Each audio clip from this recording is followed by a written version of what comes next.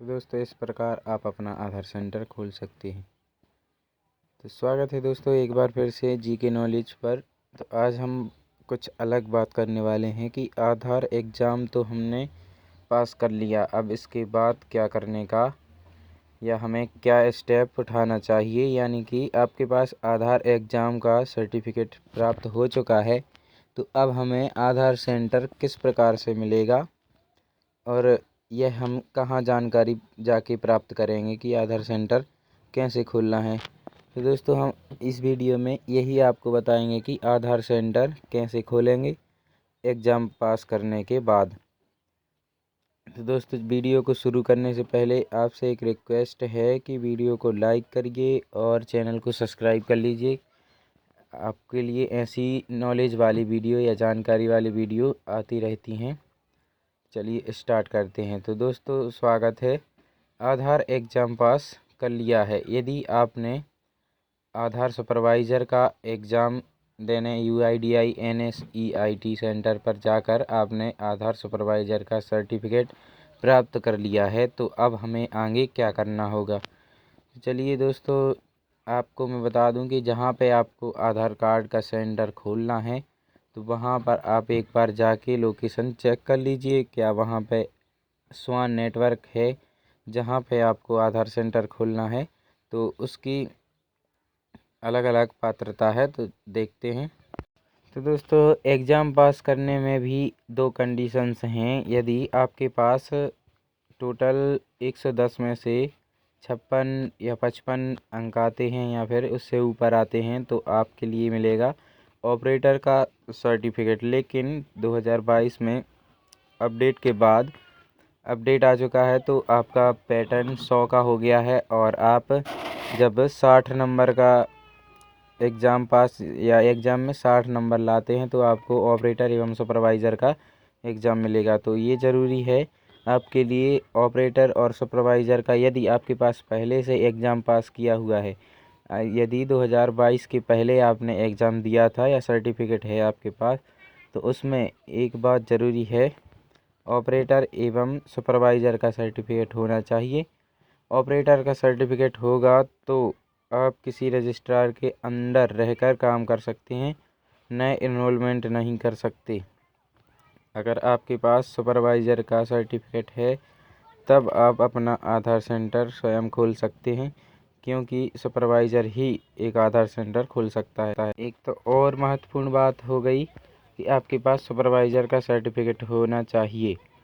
तो अब आपको अगला स्टेप ये उठाना है कि आपको यदि आधार सेंटर की ID और पासवर्ड चाहिए है, तो आपको जहाँ पे आधार सेंटर खोलना है, तो वहाँ पर जाके आप गवर्नमेंट ऑफिस चेक करिए वहाँ पे स्वान नेटवर्क है क्या, तब आप वहाँ पे आधार सेंटर खोल सकते हैं। यदि किसी गवर्नमेंट प्लेस यानी कि सरकारी शासकीय जगह होनी चाहिए, वहाँ पे शासकीय नेटवर्क यानी स्वान नेटवर्क होना चाहिए, तभी आप आधार सेंटर खोल सकते हैं। अपनी निजी जगह पर आधार सेंटर नहीं खोल सकते हैं।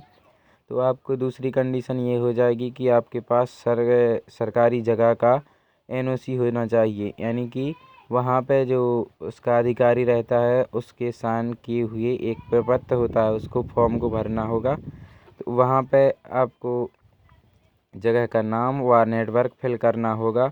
और अगला स्टेप होगा वेरीफायर। तो यह वेरीफायर क्या होता है, इसके बारे में हम बात करेंगे। वेरीफायर वह है जो आपकी जवाबदारी लेता है कि आपसे किसी भी चीज़ की आपत्ति नहीं होगी उसके लिए, या उसको काम करने के लिए उसकी सहमति प्रदान होगी। तो वेरीफायर कौन बन सकता है, तो वेरीफायर एक शासकीय रिटायर्ड कर्मचारी होना चाहिए, या फिर जिस सेवा में वह कार्यरत है, जिस भी सरकारी नौकरी में कार्यरत है, उसका सर्टिफिकेट लगेगा। तो एक शासकीय कर्मचारी चाहिए जो कि रिटायर हो, तो उसका प्रपत्र लगता है एक, उसमें आपका नाम भी आएगा और वेरीफायर आएगा। वेरीफायर का नो ऑब्जेक्शन सर्टिफिकेट लगेगा और बाकी के पैन और बैंक अकाउंट वाली डिटेल भी फिल होगी। तो आपको यह वेरीफायर भी ढूंढना पड़ेगा।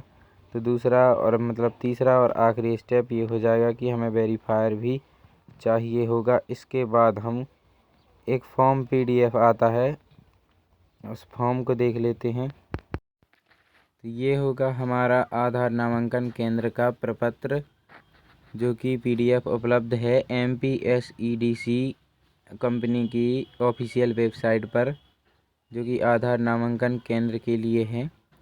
तो यह सहायक महानिदेशक UIDAI या क्षेत्रीय कार्यालय दिल्ली के लिए होती है, जिसमें आधार नामांकन केंद्र की स्थापना स्वान नेटवर्क कनेक्टिविटी के अंतर्गत की जाती है, जिसमें किसी भी शासकीय जगह या शासकीय विभाग का नाम लिखना होता है। तो उस नाम से मतलब गवर्नमेंट प्रेमिसेस है, ये सरकारी विभाग की फुल जानकारी इसमें दी जाती है। तो केंद्र का पता और सरकारी अधिकारी का नाम, जो कि पर्यवेक्षण के लिए जिम्मेदार होगा, वह किस पद पर है उसका पद लिखना होगा, मोबाइल नंबर और सरकारी ईमेल ID ऑफिस की लगेगी। तो सत्यापनकर्ता का नाम, जो वेरीफायर है आपका, उसका नाम लगेगा। उसके बाद उसका जो नौकरी पर है उसका पद नाम लगेगा। तो केंद्र के कार्य के घंटे का मतलब केंद्र के कार्य का घंटा समय या कितने समय तक आप अपनी आधार सेंटर को खोलना चाहते हैं वह विवरण रखना पड़ेगा, और पर्यवेक्षक का विवरण भी इस फॉर्म में फिल करना होगा। और इसमें यहाँ पे उस सरकारी जगह के अधिकारी या अधिकृत अधिकारी जिसके अंडर में वह जगह है, उसकी यहाँ पे मोहर लगेगी। इसके बाद अगला फॉर्म होगा आधार केंद्र हेतु वेरीफायर का अनापत्ति प्रमाण पत्र, यानी कि जो भी आपका वेरीफायर है उसका अनापत्ति का प्रमाण पत्र इसमें लगेगा। तो वह जिला प्रबंधक E-गवर्नेंस सोसाइटी के लिए होगा। तो वहाँ पे इसकी फ़ोटो लगेगी और वेरीफायर का नाम होगा जो भी आपका वेरीफायर है, और पिताजी का नाम, कार्यालय का नाम, तहसील का नाम, पद नाम, मोबाइल नंबर, ईमेल ID आदि आपको जानकारी लेनी होगी। बैंक खाता का क्रमांक या बैंक शाखा का नाम सहित बैंक का IFSC कोड दर्ज करेंगे इसमें। तो यहाँ पे उसका वेरीफायर का सर्टिफिकेट होगा कि मेरे द्वारा उपरोक्त दी गई समस्त जानकारी सत्य होगी, और मैं आधार सुपरवाइज़र जिसके नाम से आधार सेंटर खोलना है उसका नाम और वह जहाँ का है उसका एड्रेस फिल करेंगे। और सेवानिवृत्त होने पर संबंधित दस्तावेज यदि अनिवार्य हैं तो ये रिटायर कर्मचारी के जो भी प्रपत्र या कागजात होंगे तो वह भरने पड़ेंगे।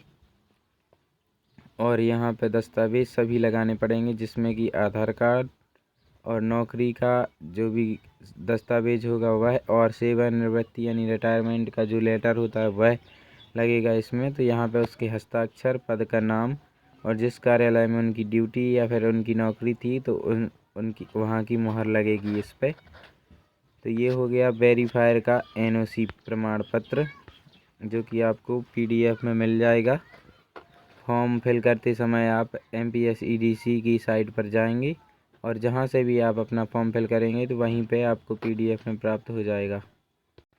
अंतिम फॉर्म ये हमें भरना पड़ेगा, जो कि EA request from A form of operator supervisor association के लिए, जिसमें सुपरवाइज़र की पूरी डिटेल्स यहाँ पर फिल होगी, जिसमें एनरोलमेंट एजेंसी कोड भरा जाएगा। एनरोलमेंट एजेंसी का नाम होगा रजिस्ट्रार कोड या रजिस्ट्रार का नेम। तो फुल नेम ऑपरेटर और सुपरवाइज़र का यहाँ पे पूरा नाम लिखना पड़ेगा।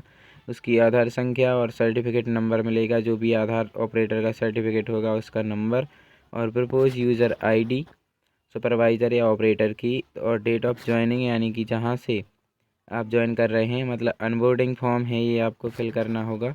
यदि आपके पास सेंटर आ जाता है तो कब से ज्वाइन करेंगे वो वगैरह लिखना पड़ेगा इसमें। पैन कार्ड का नंबर भी यहाँ पे लगेगा, और जो ऑपरेटर आप लगाएंगे तो वहाँ पे ऑपरेटर का नाम और उसका मोबाइल नंबर लगेगा, और यहाँ पे उसके सील साइन होंगे, जो भी एनरोलमेंट एजेंसी होगी उनके हेड के यहाँ पे सिग्नेचर होंगे। Operator supervisor consent form for association with EA, यहाँ पे सुपरवाइज़र या ऑपरेटर की पूरी बेसिक डिटेल डलेगी। तो फुल नेम आ जाता है वहाँ पे, फादर नेम और एड्रेस आ जाता है, और 10th 12th क्या है, ग्रेजुएशन वगैरह तो वह भी यहाँ पे आ जाता है। तो ये सुपरवाइज़र जो भी आधार सेंटर खोलना चाहता है तो उसके बारे में पूरी बेसिक डिटेल होगी भरी जाएगी, जिसमें कि आधार नंबर, ऑपरेटर, सुपरवाइज़र और certificate number, mobile number, email ID और डेट ऑफ ज्वाइनिंग यानी कब से आप ज्वाइन कर सकते हैं वह है, और इनरोलमेंट एजेंसी यानी पहले आपने कभी फॉर्म भरा है तो उसकी एजेंसी कोड, आर ऑफिस का पूरा फॉर्म भरा जाएगा। तो ये रहा अनबोर्डिंग सुपरवाइज़र फॉर्म, या जहाँ से सुपरवाइज़र की अनबोर्डिंग यानी नियुक्ति की जाती है तो वह ये फॉर्म होगा। तीसरा और अंतिम फॉर्म होगा। इसके बाद आप अपना एप्लीकेशन है जो DGM के पास जाकर जमा करेंगे, तो वहाँ से जाकर 1 या 2 महीने में 45 दिन या जितना भी समय लगेगा आपके दस्तावेज को वेरीफाई किया जाएगा। उसके बाद आपको ID प्रदान की जाएगी।